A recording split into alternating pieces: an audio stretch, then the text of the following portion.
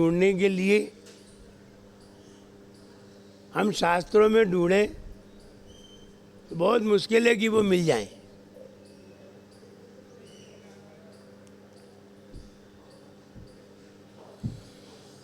लेकिन गुरुओं के सामने बैठकर अगर पूछते हैं तो हमें तत्काल उत्तर मिल जाता है। ये गुरुओं के सामने प्रश्न पूछने से लाभ है। शास्त्र में तो ढूंढेंगे तो को मिले ही नहीं। इसलिए बैठ करके जिज्ञासा करते हैं। आप अपने प्रश्न रखिए, आपको उत्तर तत्काल तैयार होंगे। रखिए जिज्ञासा, सबसे पहली जिज्ञासा रखिए, खड़े होकर के।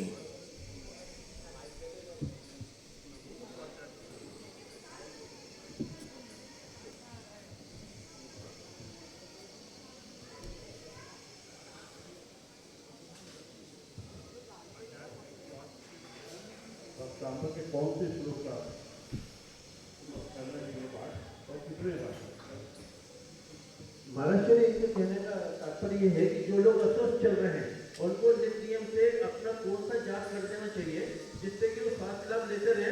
वो मंदिर प्रांगण के अंदर आके क्या वो फायदा लेते रहे।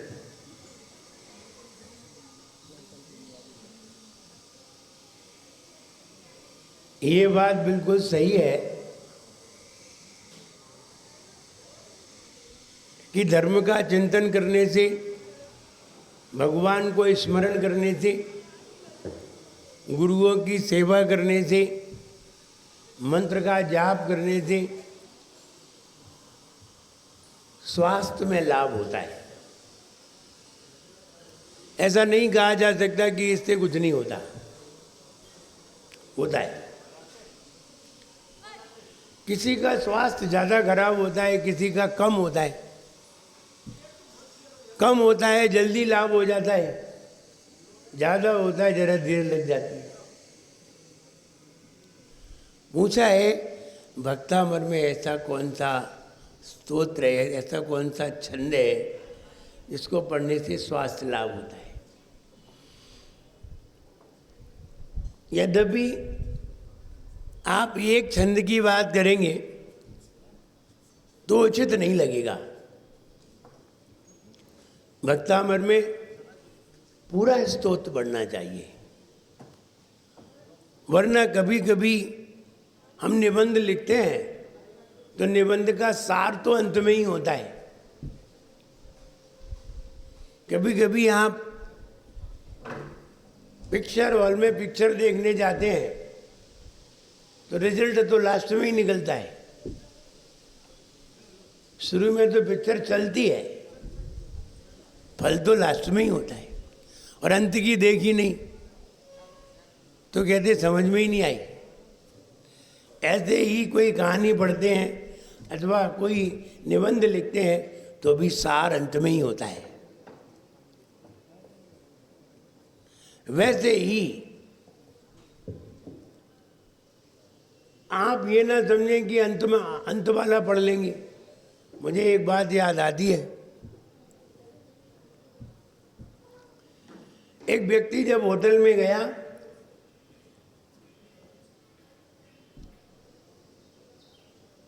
और उसने कहा कि मुझे भोजन करना है, भोजन करिए।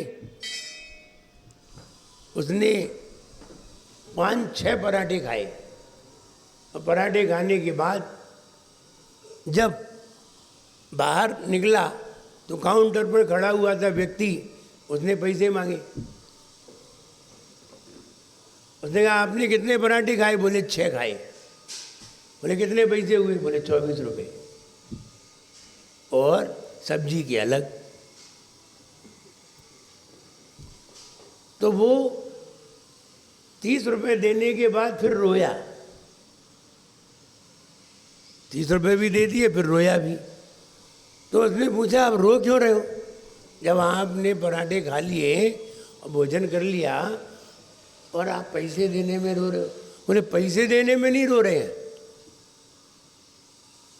इसलिए रोना आ रहा है कि 6वें पराठे से मेरा पेट भरा था, 5 पराठे हमने बेकार में खाए। 6वां पराठा जब खाया तो लगा पेट भर गया है। तो 6वें पराठे से पेट भरा था, एक ही पराठा खाते तो ठीक रहते, बेकार में 24 रुपये गए। अब उन्हें कौन समझाए कि साहब एक छंद बता दो। एक छंद पढ़ने से लाभ नहीं है, पूरा स्तोत्र पढ़िए, न जाने कौन से छंद में उसका लाभ तुम्हें प्राप्त हो। इसलिए पहली बात तो यह है कि भक्तामर का स्तोत्र पूरा पढ़िए। अब कहते हैं कोई नहीं, छोटी सी जाप बता दो। जाप हो सकती है, लेकिन आप एक छंद नहीं कह सकते। कई लोग 45 नंबर छंद पढ़ने लगते हैं, उद्भूत भीषण जलोदर भार भुगना।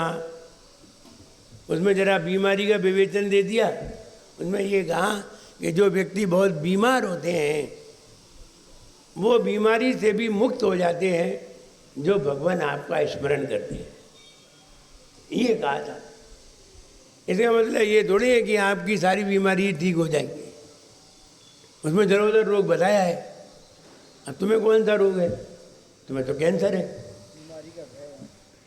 इसलिए ये नहीं कहा जा सकता कि ये वाला श्लोक पढ़िए, पूरा भक्तामर पढ़िए।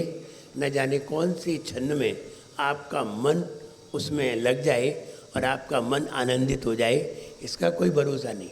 आप पूजन पढ़ते हैं, विनय पाठ पढ़ते हैं, 27 छंद पढ़ते हैं, उसमें 27 दोहे।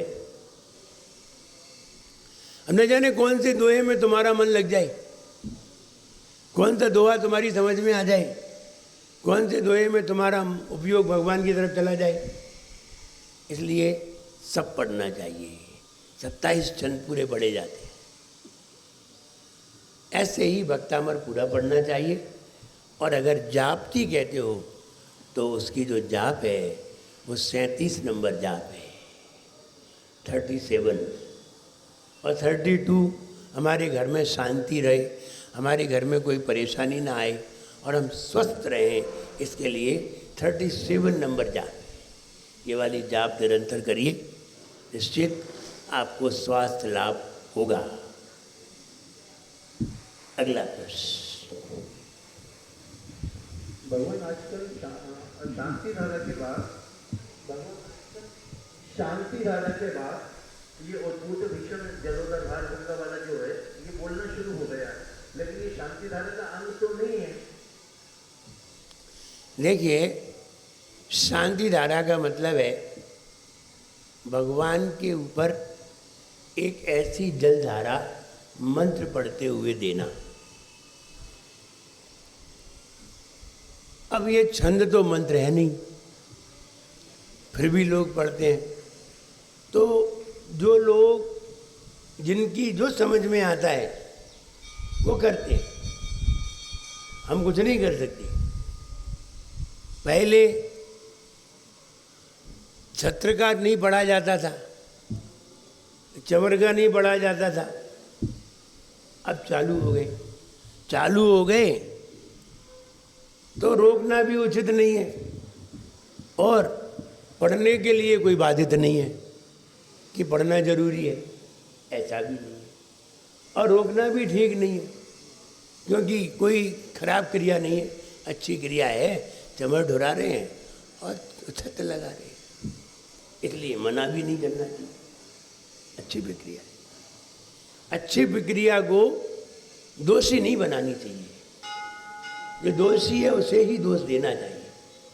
इसलिए अब कोई लोग ये पढ़ने लगे, अब पढ़ने को तो पूरा भक्तामर भी पढ़ सकते हो, कौन मना कर रहा है? आप भक्तामर भी पूरा पढ़ना चाहें, भगवान की शांति धारा में तो पढ़ो, कौन क्या करेगा? कोई कुछ नहीं कर सकता है।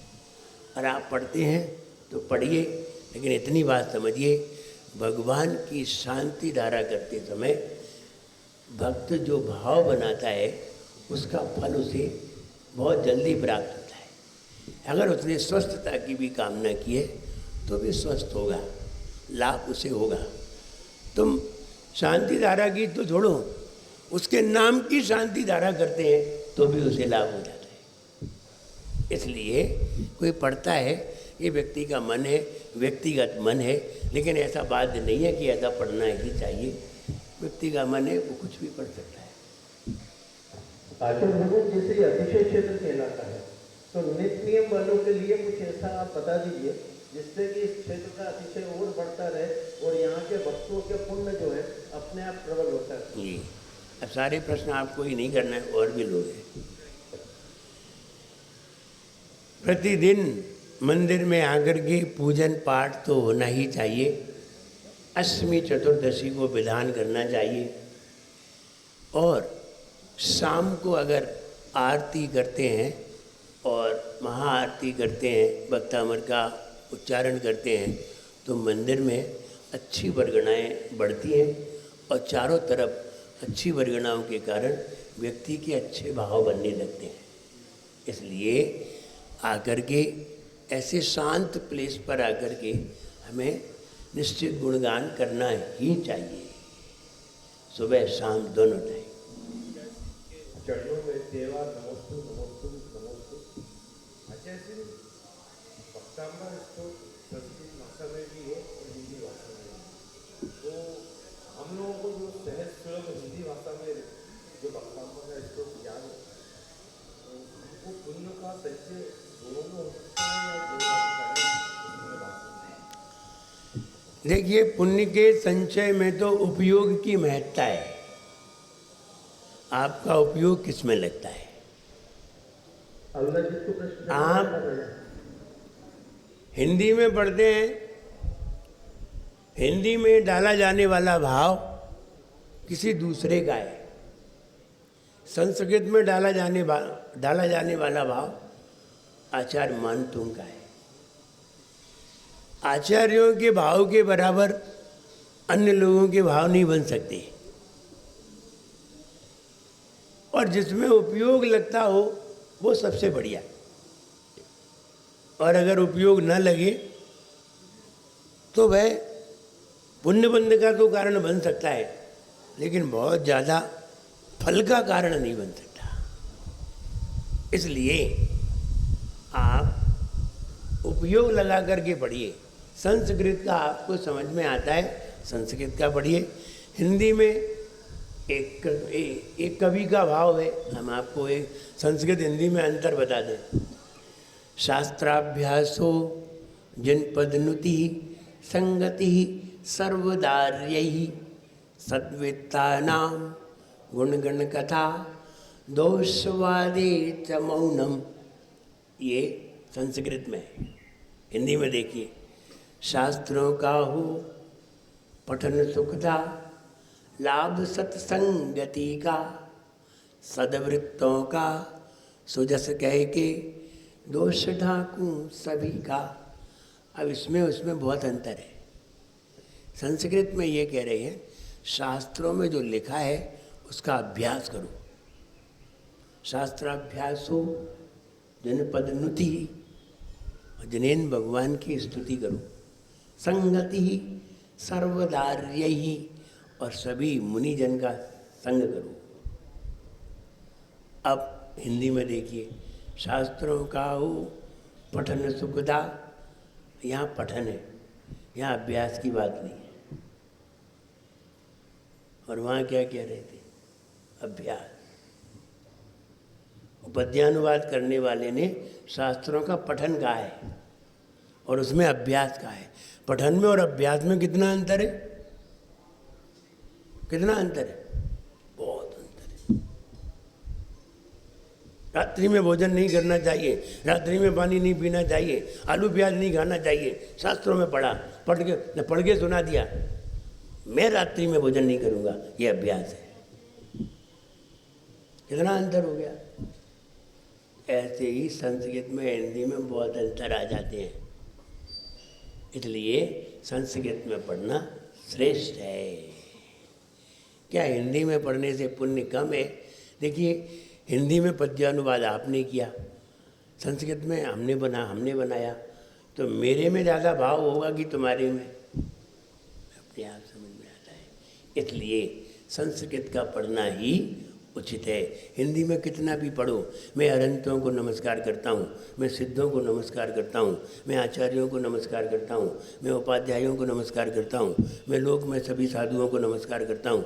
आप 1000 नहीं 10,000 बार पढ़ लो, आपको कभी भी मंत्र की सिद्धि नहीं होगी। जब नमो अरिहंताणम पढ़ोगे सिद्धि तभी होगी। हिंदी में भी तो वही कह रहे हैं, लेकिन सिद्धि नहीं है, कोई मंत्र की सिद्धि नहीं होगी। मंत्र की सिद्धि होगी जब भी होगी तो संस्कृत में पढ़ने पर ही होगी। अब हिंदी में पढ़ के क्या करोगे? नहीं, वो संस्कृत में हम पढ़ नहीं पाते हैं, वो हिंदी में पढ़ लेते हैं। ध्यान दो, मेरी बात पे जरा ध्यान दो। जो व्यक्ति संस्कृत नहीं पढ़ सकता वो व्यक्ति कभी भी हिंदी सही नहीं बोल सकता।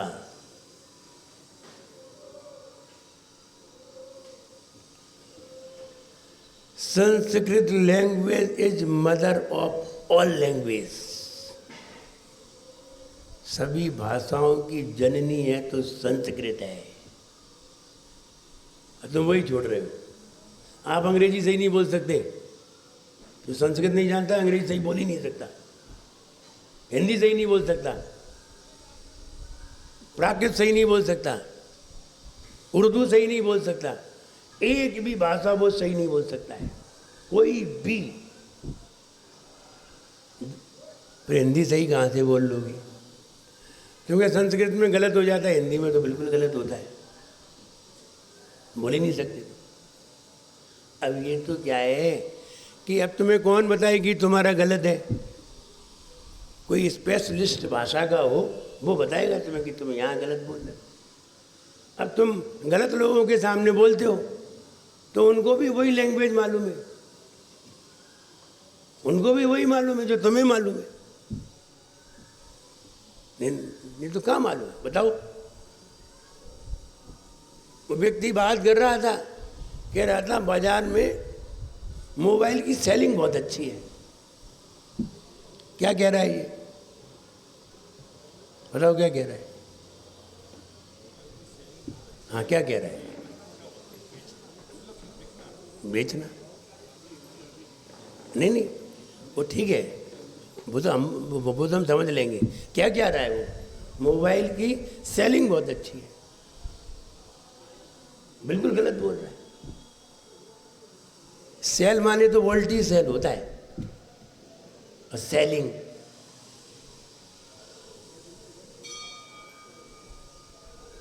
अब उसे यही नहीं मालूम बिक्री को क्या कहते हैं। सेल नहीं कहते, सेल कहते हैं।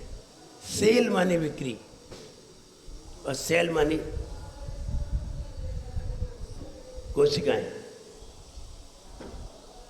और सेल माने वोल्टी सेल जो टार्च में लगते हैं, वो सेल कहा जाता है।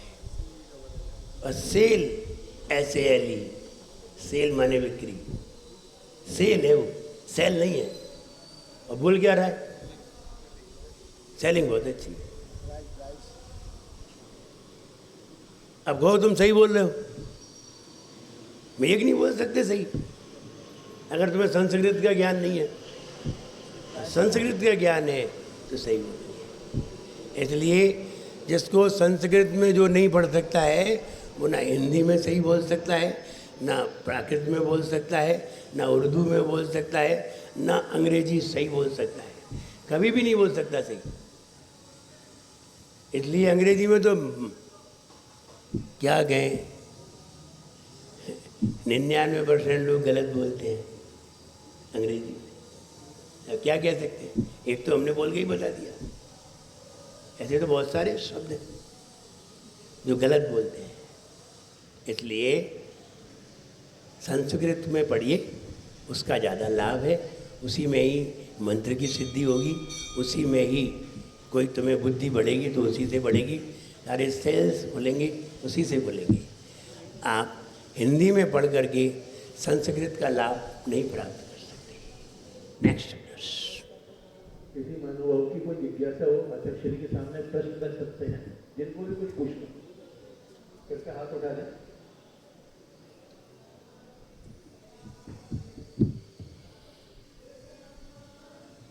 आचार्य श्री भक्तांबर स्तोत्र का उद्भव 7वीं शताब्दी में आचार्य मानसिंह आचार्य द्वारा बोलपुर में किया गया। ये बोलो बोलो सन 675 में।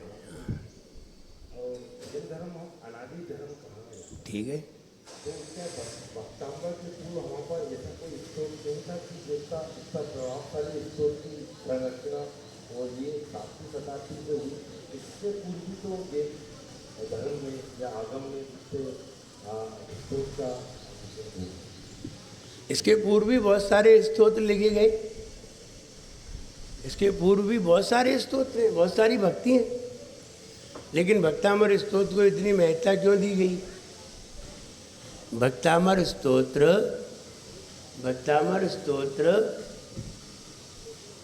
जन जन के लिए उपयोगी हो गया। उसको हम लोगों ने बहुत ही प्रचलित कर दिया, दूसरे स्तोत्र को इतना नहीं उठाया। एक ही भाव स्तोत्र भी है, विशापाहार स्तोत्र भी है, कल्याण मंदिर स्तोत्र भी है, पार्श्वनाथ स्तोत्र भी है, बहुत सारे हैं।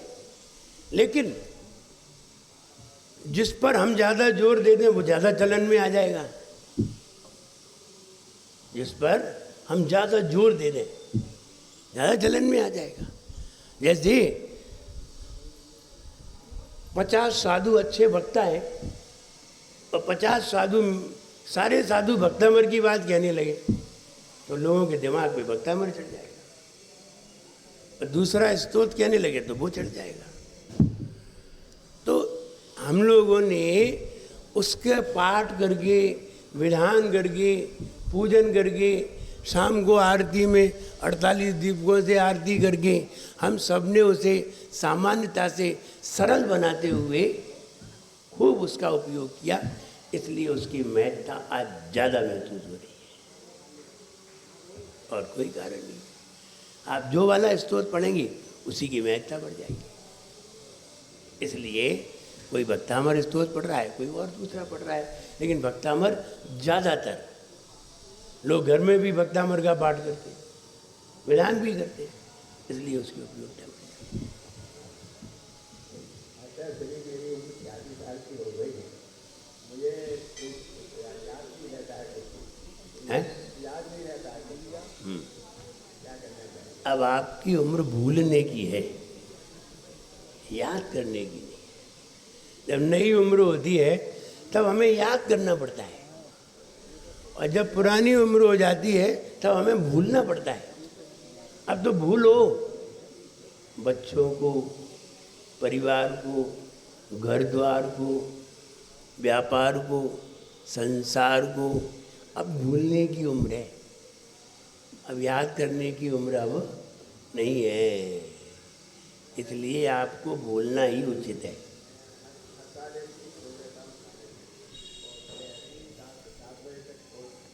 ये सब बात की बातें हैं, आप तो याददाश्त की बात करिए, आप भूलने का प्रयास करिए, सबको भूलिए। कितने बच्चे हैं आपके? अब तुम कहाँ भूले, अभी तक नहीं भूले। तुम कह रहे याद नहीं रहता है, तुम्हें तो इतने दिन की याद है। बताओ, वो बच्चे तुम्हारे कम से कम 60 साल पहले हुए होंगे, इतने पहले की बात याद है आप, और आप कह रहे हमें याद नहीं रहता है। बात जमती नहीं है ना। अब भूलने का समय है, बैठिए। भक्तांबर पाठ को किस टाइम पे पढ़ना चाहिए? देखिए, भगवान की भक्ति का कोई समय नहीं होता। आप कभी भी पढ़ सकते हैं। रात्रि के 12 बजे उठ जाए तो भी पढ़ो, रात को 2 बजे उठ जाए तो भी पढ़ो, अभी पढ़ना है अभी भी पढ़ो, चाहे जब पढ़िए। कहते हैं ना, भक्तामर भक्ति है, भक्ति को पढ़ने के लिए कहीं रोक नहीं है, चाहे जहाँ पढ़िए। आप नहा रहे हैं, अब मुँह से मत बोलिए, मन में खूब स्मरण करिए, चाहे किसी का स्मरण करिए, नमोकार मंत्र का स्मरण करिए। तो इसका कोई समय निश्चित नहीं है, और सभी समय इसी के ही है। भक्ति एनी टाइम, कभी भी कर सकते हैं। नमोस्तु नमस्ते। इसमें वक्तांबर में 45वां पाप है जो उद्भूत भीषण जलोधर, तो इसमें बोलते सर्व रोग निवारण वाला है, तो ये कहाँ तक? ये कहाँ तक? देखिए, भगवान की भक्ति सर्व रोग निवारक है। भगवान की भक्ति सर्व रोग निवारक है। भगवान के ऊपर अभिषेक करना सर्व रोग निवारक है। लेकिन अब कोई हम छंद लिखेंगे तो उसमें कुछ ना कुछ तो लिखना ही पड़ेगा। तो उसमें लिख दिया कि यह जलोदर रोग निवारक है। अब उसका फल लिख दिया सर्व रोग निवारक है। तो ये सब लिखने के तात्पर्य ये है कि आपको ये समझ में आए कि इनसे रोग ठीक होता है। लेकिन भगवान की भक्ति समझिए, भगवान की भक्ति एक प्रकार की है, वो 36 प्रकार की नहीं है। लेकिन छंद 36 प्रकार के हैं, छंद कई प्रकार के हैं और भक्ति एक प्रकार की है। ऐसे समझिए, भूख कितने प्रकार की है? एक प्रकार की। और भोजन कितने प्रकार का है? सभी भोजन में भूख को मिटाने की क्षमता है। चाहे आप पपीता खाओ, चाहे संतरा, चाहे लौकी खाओ, चाहे दाल, चाहे रोटी खाओ, सभी। अब भूख एक प्रकार की है और भोजन 56 प्रकार का है। ऐसे ही भक्ति एक प्रकार की है और भक्ति में जो वचन है वो कई प्रकार के हैं। इसलिए केवल उद्भूत भीषण जलोदर भार बुग्ना एक स्तोत्र से ही रोग का दूर माने, ये उचित नहीं है। आप पहला ही छंद पढ़िए, वक्ता मर प्रणत मौली मणि प्रवाणा। पहले छंद में ही लिखा है सर्व विघ्न विनाशक, सर्व विघ्न। अब पहले ही छंद में हो गए सारे विघ्न। इसलिए अलग अलग भी बताए हैं और सामान्यता से भी बताए हैं, विशेषता से भी समझाए हैं। तो आप समझिए रोग निवारक है। 45वां छंद लिखा है, सही लिखा है, लेकिन मुख्य में भगवान की भक्ति है। भगवान की भक्ति आपके अंदर है, सारे रोग अपने आप ठीक हो। तो भगवान की भक्ति करिए, फिर उसमें ये मत देखिए कि 45वां छंद पढ़ेंगे तभी रोग ठीक होगा, ऐसा नहीं है। कोई सा भी छंद पढ़ोगे भक्ति में, सारे रोग ठीक होंगे। नेक्स्ट किसी महानुभाव की कोई जिज्ञासा हो तो मेरे पास यहाँ आते जाइए। समय कम है, समय का अभाव है, कृपया जिनको भी करना है आते जाइए।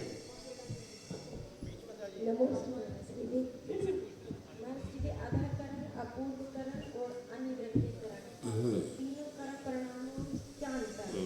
जी, अधाकरण, अपूर्वकरण। आ माने नहीं, अधा माने सबसे पहला करण, करण माने परिणाम। ऐसा परिणाम जो हम सम्यक्त के पूर्व करने जा रहे हैं उसे कहते हैं अधाकरण परिणाम। अपूर्वकरण, अ माने नहीं, पूर्व माने पहले। ऐसा परिणाम जो पहले हमने कभी नहीं किया उसे कहते हैं अपूर्वकरण परिणाम। अनिवृत्तिकरण परिणाम, वो परिणाम जिसके पूर्ण होते ही सम्यक दर्शन हो जाएगा। अधाकरण पे सम्यक दर्शन नहीं होगा, अधाकरण पे सम्यक दर्शन नहीं होता। अधाकरण करके नीचे आ गए तो मिथ्यात्व में रहोगे, सम्यक पे जाओगे ही नहीं। तो इसलिए अधाकरण सम्यक्त के पहले प्रथम चरण में चढ़ने वाला परिणाम, करण माने परिणाम। अपूर्वकरण जो पहले कभी नहीं किया। अनिवृत्तिकरण जिसकी पूर्ण होते ही सम्यक दर्शन हो जाए। अधाकरण से नहीं होता।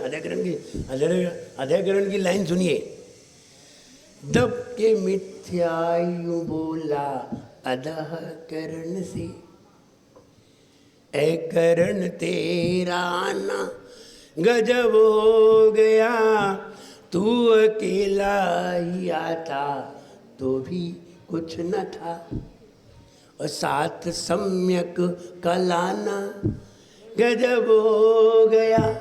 अगर सम्यक दर्शन आ गया तो अधःकरण ताकतवर हो गया।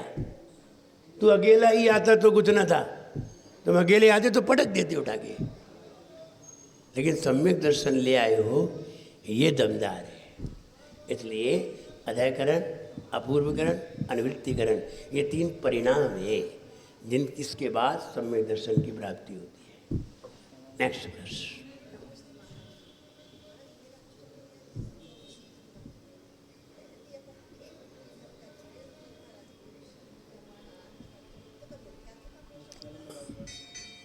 इनका कहना है कि तीर्थंकर तो 24 है, एक भी तीर्थंकर में कोई कमी नहीं है और किसी में भी शक्ति की कमी नहीं है, फिर भी हम एक तीर्थंकर शांतिनाथ भगवान की पूजा करते हैं।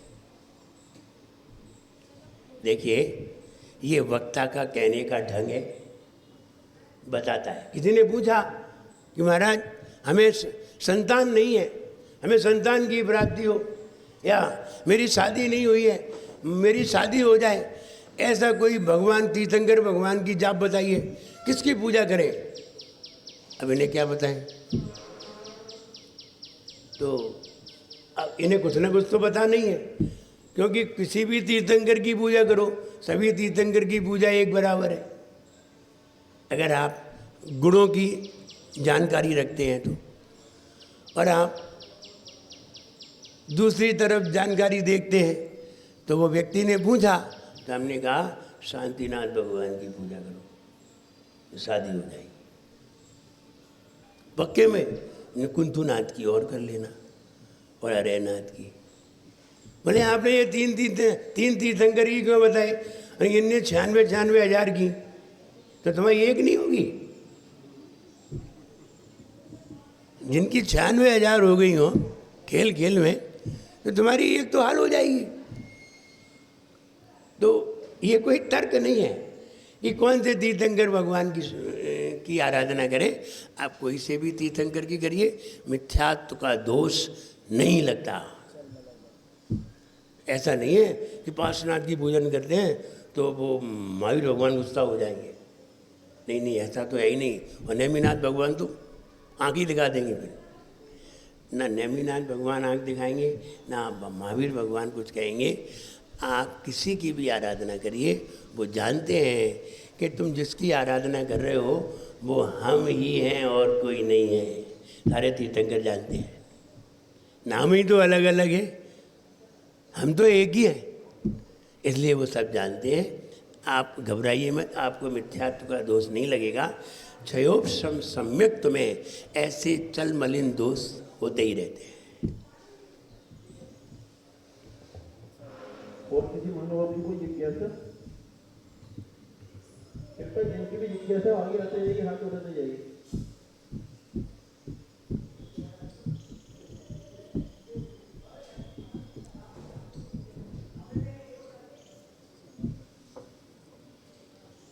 महाराज जी, हम भक्तों के लिए कुछ अमृत वाणी ऐसी दे दीजिए जिससे कि सबकी धर्म की प्रभावना बढ़ती रहे। यही आपसे हाथ जोड़ के विनती है। अच्छे विचार और अच्छे संस्कार, दो चीजों पर ध्यान दीजिए। अच्छा विचार संस्कार की जननी है। विचार ही सबकी जननी है, चाहे कर्म हो, चाहे आदत हो, चाहे संस्कार हो, चाहे किरदार हो, कुछ भी हो, विचार ही सबकी जननी है। इसलिए विचार पर ही विचार करना चाहिए कि हम कैसा विचार करते हैं। मंदिर आते हैं, मंदिर आने में कौन सा विचार आना चाहिए, भगवान के सामने कौन सा विचार आना चाहिए, अभिषेक करते समय कौन सा विचार आना चाहिए, पूजन करते समय कौन सा विचार आना चाहिए, भोजन करते समय कैसा विचार होना चाहिए, आदि आदि विचारों पर जरूर ध्यान दीजिए, क्योंकि विचार ही कल आदत बन जाते हैं। विचार ही कल भावना बन जाती हैं, विचार ही कल इच्छाएं बन जाती हैं, विचार ही आसक्ति बन जाते हैं और विचार ही कर्म बनकर भाग्य बन जाते हैं। इसलिए विचारों पर अवश्य ध्यान दीजिए। हम मंदिर आते हैं मात्र इसलिए कि हमारे विचारों में बदलाव आए। घर पर बैठे रहते हैं, सांसारिक विचार चलते हैं, मंदिर आते हैं विचारों को बदलने के लिए, महाराजों के पास आते हैं विचारों को बदलने के लिए, स्वाध्याय करते हैं विचारों को बदलने के लिए, पूजन आदि करते हैं, इसमें भी विचार बदलते हैं। सब विचार बदलने की प्रक्रिया है। और अगर विचार पहले से ही तुम्हारे बदले हैं, अच्छे हैं, तुम्हें पूजन करने की कोई ज़रूरत नहीं है। तीर्थंकर भगवान ने कभी पूजन नहीं की, धरती पर जन्म लिया, पूजन कभी नहीं की। पढ़िए उनके पुराण उठा करके, कौन से तीर्थंकर भगवान ने अभिषेक किया? कोई भी तीर्थ, उनका खुद ही हुआ जन्माभिषेक, लेकिन उनने किसी का नहीं किया। क्यों नहीं किया? जिनके पहले से ही विचार सुधरे हैं उन्हें सुधारने की कोई ज़रूरत नहीं है। हम सभी के विचार बिगड़े हैं, अभी जाते ही बिगड़ जाएंगे, फिर दिन भर बिगड़े रहेंगे, फिर मंदिर आएंगे सुधारने के लिए शाम को, फिर आरती करेंगे विचार सुधारने के लिए, फिर घर पे जाएंगे फिर बिगाड़ेंगे, फिर सवेरे फिर आएंगे तो फिर सुधारेंगे, फिर थोड़े बहुत सुधरेंगे फिर बिगाड़ेंगे। बस ऐसे ही पूरी ज़िंदगी निकाल रही है।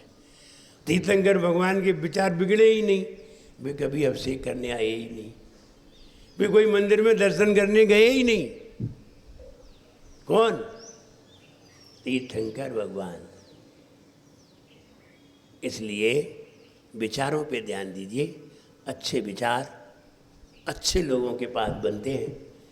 भगवान सबसे अच्छे कहे जाते हैं पुरुषों में। फिर कोई मुनिराज के पास बैठते हैं तो अच्छे विचार बनते हैं, त्याग के बनते हैं, किसी के संयम के बनते हैं। कसाय मंद हो तो साधु बनने के भी बनते हैं, कसाय तीव्र हो तो किसी के नहीं बनते।